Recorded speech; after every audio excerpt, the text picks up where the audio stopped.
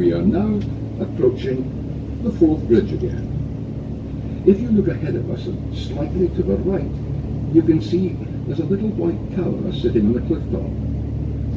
This used to be called North Queensferry Signal Station, and it was a traffic control tower for the ships heading up and down the river. There is, however, a natural blind spot in the navigation channel through the bridges, so you can't see round the corner for any outbound ships coming out of the side for Grangemouth. So, before the days of sophisticated modern navigation aids, they had to rely on a good old-fashioned lookout. Lookouts were posted in that small tower 24 hours a day, and from there the men could watch up the river for any outbound ships. They had a very simple signalling system to the ships involving flashing white lights on the roof of the building, which they would then switch on if there was an outbound ship approaching the bridge, so any inbound ship had to wait for the outbound ship to clear before passing through the bridge.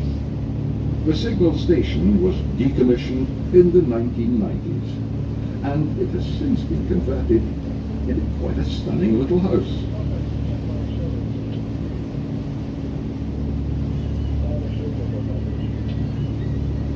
If you now look over to your left, you can see a little lighthouse just under the central cantilever of the bridge.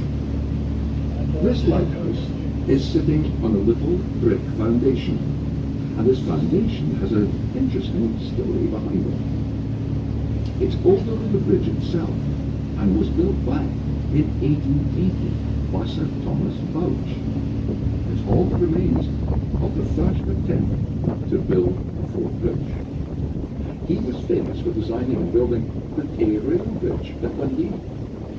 After completion of the Tay Bridge, he was knighted and awarded the contract and design to build the Forth Bridge.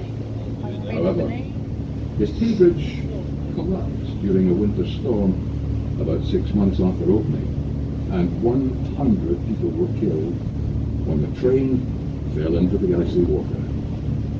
Where this happened, he was quickly sacked from the building of the Forth Bridge, and that single foundation was as far as he got. Two prominent civil engineers of the day, Sir Benjamin Baker and Sir John Fowler, were then given the task of designing the Forth Bridge, and it was they who came up with this very elegant and magnificent balanced cantilever design.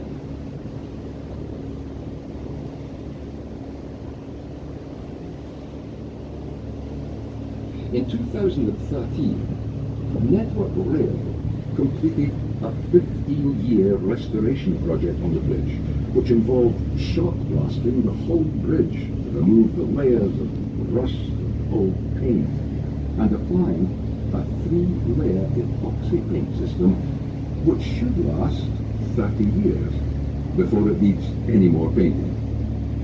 It is now Scotland's largest listed structure and regarded as one of Scotland's national monuments, and was awarded a UNESCO World Heritage status in 2015.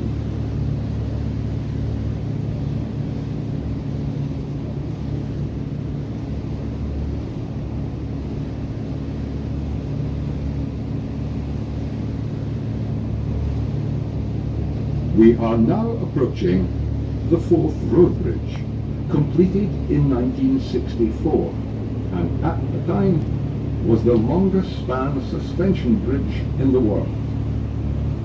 In 2005, engineers discovered some severe corrosion within the main suspension cables of the bridge. This has caused some of the 12,000 individual wires that make up the main cable to snap.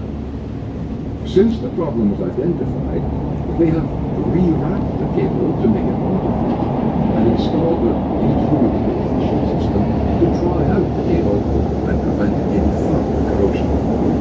However, as they are unsure of the long-term future of the cables, in 2007 they decided to construct a replacement bridge.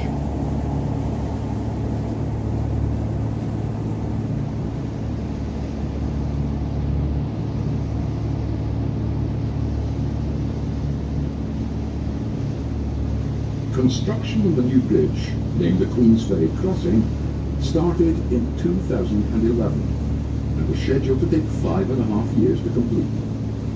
The three main towers of the bridge are over 210 meters tall and is the longest of the three bridges spanning the Forth here at 1.7 miles.